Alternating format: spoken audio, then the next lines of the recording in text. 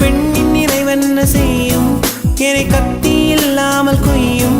இதில் மீள வழி உள்ளதே இருப்பினும் உள்ளம் விரும்பாது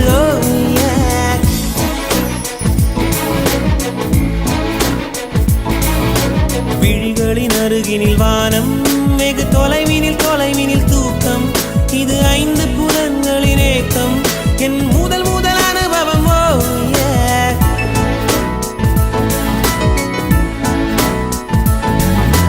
ஒலியின்றி உதடுகள் பேசும் பெரும் புயலென வெளிவரும் சுவாசம் ஒரு சுவடின்றி நடந்திடும் பாதம் இது அதிசயம்